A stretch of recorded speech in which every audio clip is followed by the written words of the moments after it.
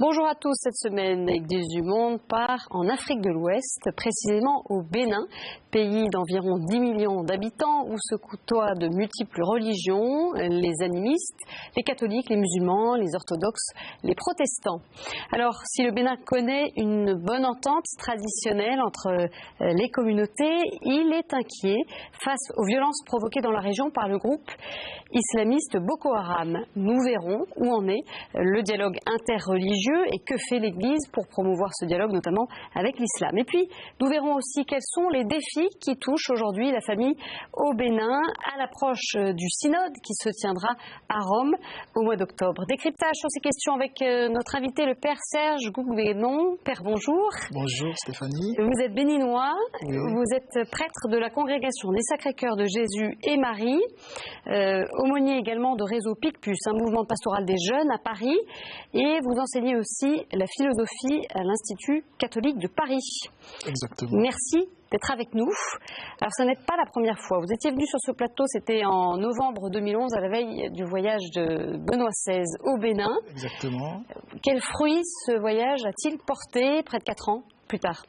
On peut noter la conscience que l'Église a un rôle à jouer dans l'espace public, parce que Benoît XVI a fortement encouragé les évêques, encouragé toute l'Église au Bénin à prendre part à la vie sociale, à prendre part à la construction du politique, à être aussi un acteur de réconciliation.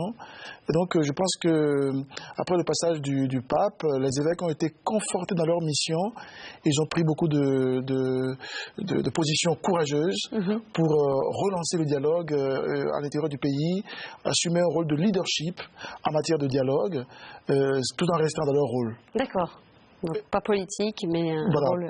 Ils n'ont pas se substituer aux politiques, mais ils ont à éveiller les consciences, ils ont à encourager les chrétiens à prendre part à la vie sociale. Alors, on revient au contexte interreligieux au Bénin. Je le disais, le Bénin qui connaît une forte culture du vivre ensemble, traditionnellement. Alors, s'il reste assez préservé des tensions qui touchent certains pays voisins, il a pourtant connu des émeutes entre communautés en 2013. Depuis, l'Église multiplie les initiatives pour favoriser le bien vivre ensemble. C'est ce que l'on va voir dans ce reportage réalisé par Marine Wolf. Au Bénin, les références à Dieu sont omniprésentes. Des églises, il y en a un peu partout, car ici, tout le monde a une religion. Par peur de l'extrémisme religieux qui se propage en Afrique, un dialogue s'instaure peu à peu entre les responsables des communautés. À une trentaine de kilomètres au nord de Porto Novo, la capitale, à Sakété, ils se retrouvent régulièrement autour du maire. La frontière avec le Nigeria, où sévit Boko Haram, n'est qu'à quelques kilomètres. Et Sakété a aussi été touché par de violents affrontements entre communautés en 2013. Ils ont alors décidé d'agir. Pour le moment, le groupe n'en est qu'au stade de la réflexion, mais son but est de mettre en place des actions communes autour du développement et de la solidarité. On a commencé à se réunir pour se comprendre d'abord, comprendre ce qu'on veut faire, pour que chacun annonce ça, enseigne ça à sa communauté. Depuis, cette idée de développer des liens entre les communautés s'est déployée ailleurs. Le père Nestor Atoumatoun est le curé de la paroisse Sacré-Cœur à Porto Novo. Le dialogue interreligieux, il le vit au quotidien. Elvire et Karim sont un de ces couples de paroissiens. Elle est chrétienne, lui musulman. Le père Nestor a célébré leur mariage il y a 2 ans et depuis, ils témoignent régulièrement de leur façon de vivre leur foi. Je pense que ceux à qui j'ai parlé ce jour, s'ils m'ont bien suivi, je peux dire qu'ils ont certainement compris que le musulman est leur frère. Et si un musulman a eu écho de cette communication, il doit comprendre que le chrétien, la chrétienne est son frère. Je pense que c'est de ça qu'on a besoin. On a besoin de vivre en harmonie, en parfaite harmonie dans la foi. Pour renforcer les liens avec les autres communautés, le Père Nestor organise régulièrement des rencontres avec les autres leaders religieux au sein même de sa paroisse. Par exemple, il accueille régulièrement les chrétiens célestes, une religion endogène. Ils sont juste derrière la clôture là. Mais aussi les fidèles vaudous et musulmans. L'union est une protection contre tout ce qui est division, tout ce qui est et tout ça. Alors pour nous c'est très important. Et en plus dans la vie concrète des gens, mais ils sont ensemble. Alors si dans la vie concrète ils sont ensemble, il faut alors qu'à l'église aussi on essaie de les inviter pour leur montrer vraiment qu'on est ensemble. Dans un pays composé de 40% de chrétiens, 25% de musulmans et près de 20% d'animistes, les responsables religieux saisissent tout l'enjeu d'un dialogue entre les communautés pour instaurer une paix durable. Père, en entendant ces différents témoignages, on se dit, mais finalement, on pensait que le Bénin était à l'écart des tensions. Pourtant, on sent qu'il y a besoin de mettre en place des choses. C'est ce qu'on perçoit, en tout cas, dans ce qu'on a vu. Qu'en est-il? Quelle est la situation sur place? Vous savez, même si au Bénin, il n'y a pas de guerre, il n'y a pas de tension interreligieuse manifeste, le Bénin n'est pas une bulle. Le Bénin est un pays d'Afrique qui est traversé par des problématiques de violence, des problématiques de tensions interethniques, tensions interreligieuses qu'on observe ailleurs. Ces problèmes sont présents dans la société béninoise. On ne peut pas les nier. Cela dit, le Bénin dans son histoire traditionnelle, comme dans l'histoire de ses rencontres avec différents peuples, comme aussi dans son histoire croyante, a toujours trouvé, à des moments donnés de son histoire, a toujours trouvé des ressources dans sa culture pour créer des espaces de dialogue. Et avec cette conscience que le dialogue n'est jamais, la paix n'est jamais garantie, elle est toujours fragile et elle est toujours un équilibre instable. Mais la source de cette capacité à se remettre en cause, à créer des espaces de dialogue, vient de cette conscience commune de la croyance en Dieu. S'il s'agit de Dieu, eh bien forcément on trouve les moyens, on trouve les ressources pour mettre ensemble. Dès lors que ça devient de l'idéologie, eh bien cela génère de la violence. Mais quand c'est l'expression de la foi en Dieu, eh bien on met en place des mécanismes, des ponts, on trouve dans la culture, on trouve à l'intérieur de nos consciences des moyens de créer de nouveaux espaces d'échange et de paix. Et en plus on l'entendait, ce que disait le Père Nestor, dans la vie concrète, tous ces gens-là sont ensemble en fait. Exactement, oui, c'est les gens qui partagent le quotidien. Alors face aux tensions, en tout cas dans la région, un colloque interreligieux réunissant des personnalités politiques, des universitaires, de hauts responsables chrétiens et musulmans s'est tenu fin mai à Cotonou à l'invitation du gouvernement béninois pour promouvoir la paix. Et alors, on a parlé des inquiétudes autour de Boko Haram, qui sévit au Nigeria, au Cameroun notamment. Est-ce que Boko Haram est une menace pour le Bénin ? Je vais vous décevoir parce que... Vous me rassurez peut-être. Peut-être vous rassurer. Voilà. Il y a vraiment les gens apprennent dans les médias, on sent que... Vous percevez un climat qui perçoit change. quand même, on perçoit dans la société une tension latente. Parce que par les médias, on apprend que Boko Haram sévit à proximité du Bénin. Le Bénin qui partage sa frontière avec le Nigeria sur 700 km. Vous voyez, tout le long du Bénin. Donc on ne peut pas dire que la société n'est pas traversée par cette tension, cette vague de violence que sème Boko Haram, cette terreur à proximité du Bénin. Il y a une inquiétude. Et on voit aussi l'émergence ou l'apparition de plus en plus de femmes voilées dans nos villes. Ça apparaît. Ça, on le voit, ce qui est nouveau. Quand on connaît le rapport au corps, quand on quand on connaît un peu l'islam paisible que connaît le Bénin. On voit aussi dans la région du Nord apparaissent de plus en plus des écoles de type coranique. Donc ça peut être sujet ça peut entretenir certaines suspicions ou certaines tensions. Mais ce qui est à l'honneur du peuple béninois en général, c'est qu'ils font la part des choses. Il n'y a pas d'amalgame entre l'islam de toujours, qui a toujours vécu en bonne intelligence avec les chrétiens, avec des mariages interreligieux, des alliances interreligieuses, des fêtes qui sont partagées. Il y a une vie entre l'islam et le christianisme dans son ensemble. Et donc les gens ne font pas cet amalgame-là, même si, on sait qu'il y a une idéologie meurtrière qui menace tout le monde. Donc oui, on sent dans le pays des frétillements, des tensions, on le sent, et cela est palpable, cela est perceptible, et même si les gens ne cèdent pas à la panique, ils font la part des choses. Il y a une forme de discernement, et là-dessus, les prêtres, les leaders religieux sont assez vigilants et essayent justement d'inventer justement des outils préventifs pour qu'on n'en arrive pas à des violences qui peuvent être regrettables pour tout le monde. Donc il y a aussi une pastorale qui est faite. Voilà, il y a une pastorale de dialogue, il y a une pastorale de proximité. C'est moins dans les grands décrets, c'est moins dans les grandes déclarations que dans l'ordinaire de la vie, quoi. Ce qu'on vient de voir dans ce reportage. Exactement. Et les chrétiens eux-mêmes, qu'est-ce qu'ils vous disent sur ce climat dans la région? Est-ce que ça les inquiète?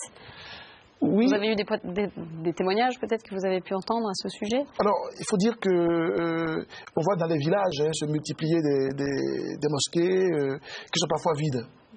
Donc il y a une forme de maillage du territoire par des mosquées avec de l'appel du muezzin, donc qui peut parfois inquiéter les chrétiens. Mais là encore, je pense que ne se donne pas la panique, quoi. Le dialogue interreligieux, il passe par quoi? Vous dites que ça fait partie de cette culture du pays qui a toujours trouvé des ressources dans sa croyance en un Dieu. Ça passe par quoi ce dialogue? Mais ça passe par des choses... Ces rencontres, comme vous dites. Oui, voilà. Ça passe par des choses très concrètes. D'abord, il faut dire que dans la tradition, dans la rencontre qu'il y a eu entre l'Église et la culture, la religion traditionnelle africaine, les missionnaires ont toujours privilégié un respect, une des rencontres qui se passent à travers les fêtes communes qui sont partagées par tous, par des visites, par une connaissance mutuelle. Donc on essaie de mettre en place des mécanismes, de rencontres qui font que les gens se connaissent. Il y a une forme de connaissance mutuelle. Parce que vous savez, il y a la violence ou l'intégrisme naît, il me semble, de trois choses. Premièrement, la peur de l'autre, parce que précisément on ne le connaît pas. Or, on essaye de multiplier des éléments de rencontre, des espaces où il y a des échanges entre confessions religieuses, entre pratiques religieuses. Donc, il y a, à ce niveau-là, il y a quelque chose qui se met en route. C'est très concret. Et puis, deuxièmement, il y a aussi l'ignorance comme telle. Toutes les formes d'intégrisme prolifèrent sur la déshérence, justement, là où il n'y a pas d'école, là où il n'y a pas de culture, eh bien, c'est la place, justement, à des formes de violence, à des formes d'intégrisme. Donc, on crée, justement, des écoles, il y a des réponses très concrètes, des réponses de développement. Donc, à partir du moment où, sur le terrain, il y a une forme d'engagement de tous contre la misère, pour le développement, eh bien voilà des lieux très concrets, parce que la misère, ces chantiers-là, construire un puits ensemble, bâtir un hôpital ensemble, construire une route ensemble, eh bien ça crée des liens. Je pense que ça c'est le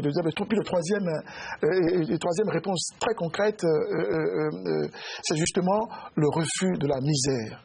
Le refus de la misère sous toutes ses formes.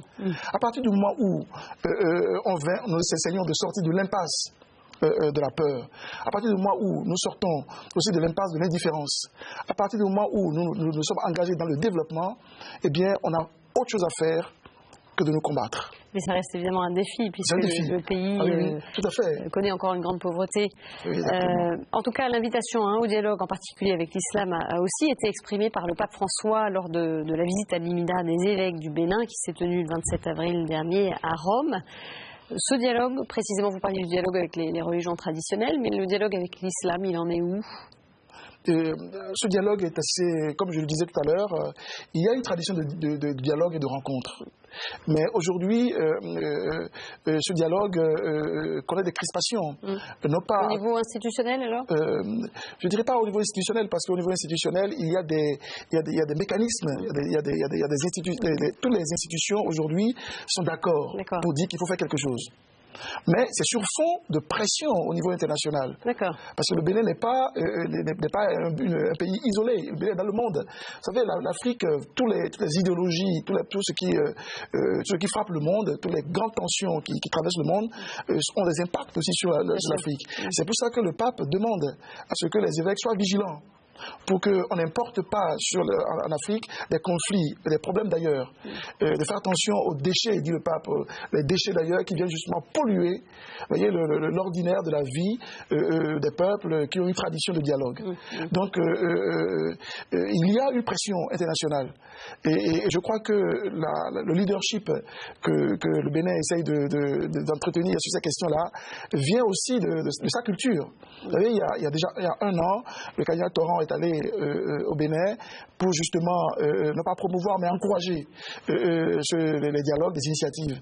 Et puis ce grand symposium qui a été organisé aussi, non pas à l'initiative de l'État béninois, mais à l'initiative des civils. Mais c'était quand même une invitation. Oui, l'État béninois a appuyé une manière de montrer que cette question, elle est une question importante, elle est urgente, elle participe même du développement de la construction de la paix en Afrique. C'était l'ancien médiateur de la République. Hein. Oui, M. Mutavo-Edjere, qu'on connaît, qui est assez engagé déjà personnellement, par conviction personnelle, sur ces chantiers-là. Toujours dans cette question du dialogue, on le sait, le Bénin aussi qui est imprégné de culture vaudou. Hein, je crois que le sud du pays est à dominante vaudou. Est-ce que c'est un défi, ça, pour l'Église ?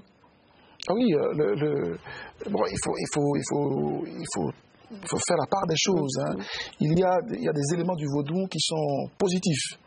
Le vaudou fait partie de l'âme même, vous voyez, de la matrice même de la culture du sud Bénin. Et c'est pas tout Bénin, mais une bonne partie de l'ère culturelle adjacent, donc elle fait partie de la matrice.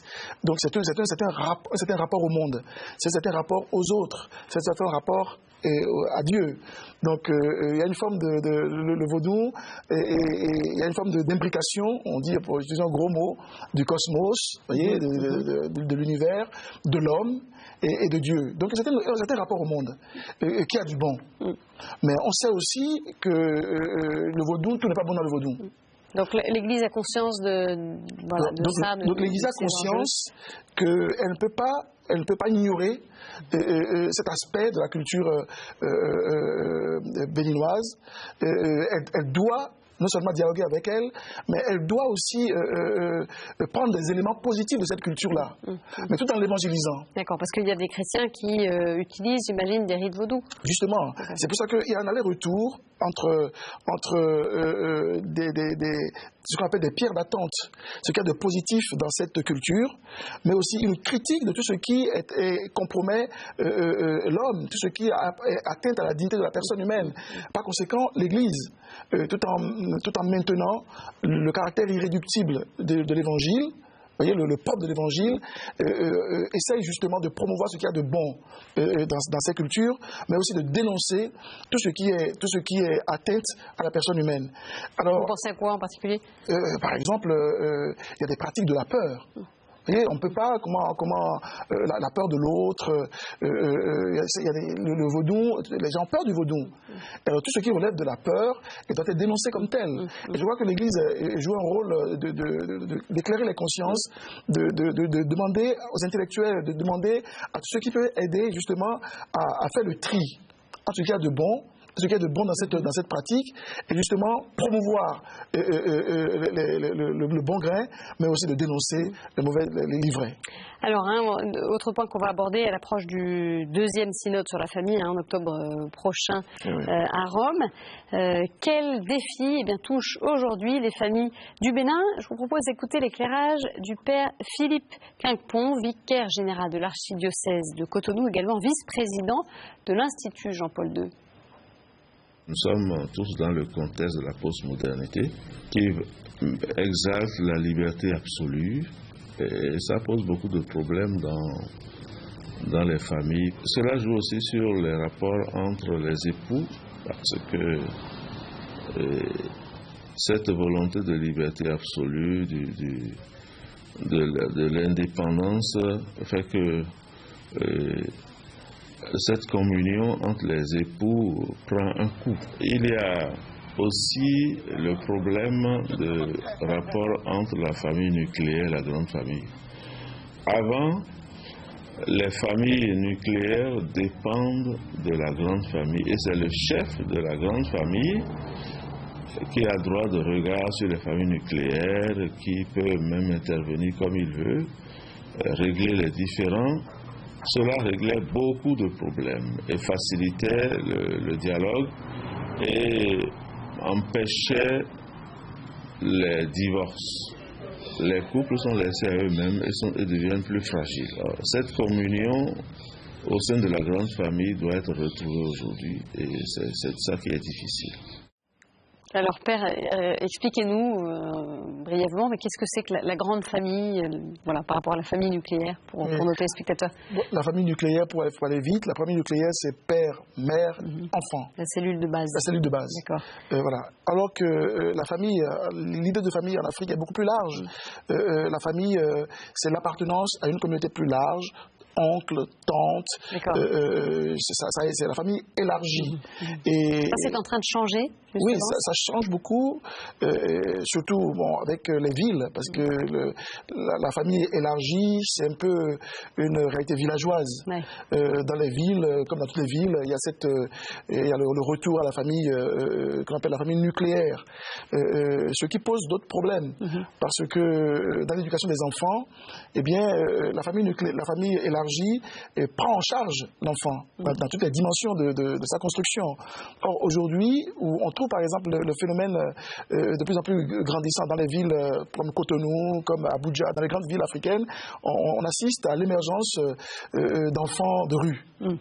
Alors ça, c'est vraiment l'une des dérives de l'expression de la famille nucléaire, où justement, on voit qu'il y a des enfants qui apparaissent et qui sont pris en charge par personne. Par personne, il n'y a plus le réseau familial. Il n'y a plus le réseau familial, un réseau de solidarité qui permet justement la construction du lien social, qui permet justement de régler, de résoudre les problèmes des limites de la famille nucléaire.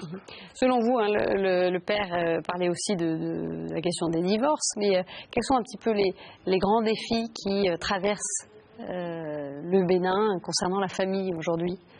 Il faut dire que arrive en Afrique aussi, surtout au Bénin, un phénomène de sécularisation. Il est difficile le pape le dit très, très nettement dans sa lettre aux évêques lors de leur visite à Dlimina. Il leur dit, mais attention, il y a de plus en plus en Afrique aussi, même si cela n'est pas encore perceptible, il y a en Afrique un phénomène croissant de sécularisation. Ça, c'est une chose. L'autre chose, c'est aussi l'apparition de certaines formes d'individualisme. On parle beaucoup de communauté, on imagine que les Africains, ils aiment vivre en communauté. Mais apparaît aussi une volonté d'autonomie, d'autonomisation, une volonté de liberté, qui met à mal aussi la cellule familiale. Donc, comme je vous l'ai dit au début de notre émission, l'Afrique n'est pas un monde fermé. Les problématiques qui touchent aujourd'hui les familles en Europe, touche aussi la famille en Afrique, avec cette complexité qu'en Afrique, il y a très peu de structures d'accompagnement qui permettent justement ces familles-là à se reconstruire, à se recomposer. Donc l'Afrique n'est pas isolée, le Bénin n'est pas isolé, ils ont les problèmes que vous avez ici. Mais il y a un autre problème. On parle beaucoup aussi du problème de la polygamie, par exemple. Bien sûr.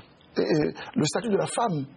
Vous voyez, ça c'est des défis très importants que les évêques africains entendent amener à Rome, pour que là aussi qu'il y ait des solutions pastorales, pour que la famille comme telle, non pas la famille dans son expression cellulaire, mais la famille dans sa vision africaine, confrontée à l'évangile, soit préservée. Une toute dernière question, Père.